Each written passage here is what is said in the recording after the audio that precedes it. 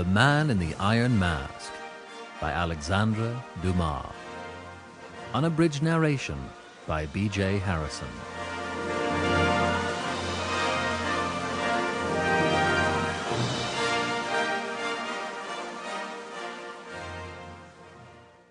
Introduction. It is a historical fact that in 1622, King Louis XIII of France formed the Musketeers, his own personal bodyguard, numbering approximately 200, each soldier armed with a new form of flintlock called a musket. Our story begins many, many years ago, when a young native of Gascony named D'Artagnan went with a letter of introduction to meet the king and beg to join this royal guard. Before D'Artagnan could meet the king, however, he encountered 3 of the most fearsome of the king's musketeers, innocently offending them all in turn. Their names, Athos, Porthos, and Aramis. Yet while on his way to duel with all 3 of them, the 4 would-be combatants were challenged by Cardinal Richelieu's guards. During the ensuing battle, D'Artagnan proved his mettle, and a lifetime friendship was born. Later, after a mission to England with Athos, Porthos, and Aramis, D'Artagnan was finally offered a commission in the king's musketeers. In time, Athos returned to his estate. A son was born to him, Raoul, also known as the Vicomte de Bragelonne.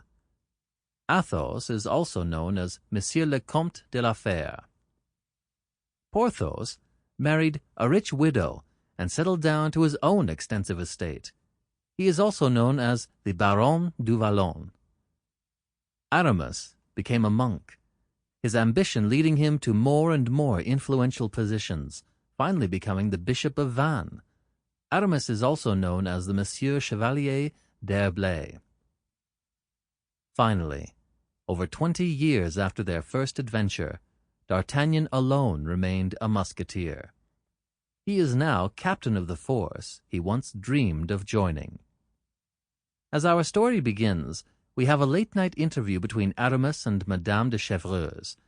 Aramis is now Bishop of Vannes and has acquired the esteemed and coveted position by the assistance of Monsieur Fouquet, the king's surintendant of finances.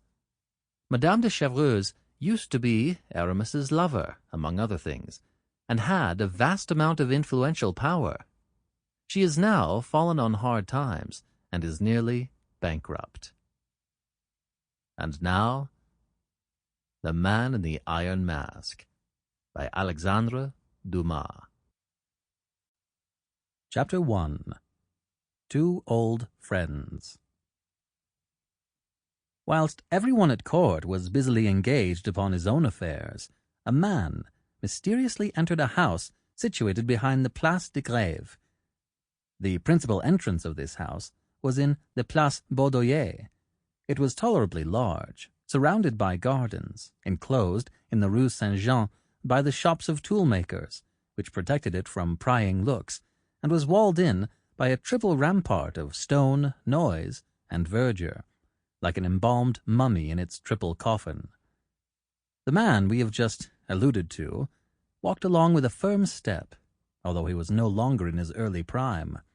His dark cloak and long sword plainly revealed one who seemed in search of adventures, and, judging from his curling moustaches, his fine and smooth skin, which could be seen beneath his sombrero, it would not have been difficult to pronounce that the gallantry of his adventures was unquestionable. In fact, hardly had the cavalier entered the house when the clock struck 8, and 10 minutes afterwards, a lady, followed by a servant armed to the teeth, approached and knocked at the same door, which an old woman immediately opened for her. The lady raised her veil as she entered. Though no longer beautiful or young, she was still active and of an imposing carriage. She concealed beneath a rich toilette and the most exquisite taste an age which Ninon de l'Enclos alone could have smiled at with impunity. Hardly had she reached the vestibule than the cavalier, whose Sample complete. Ready to continue?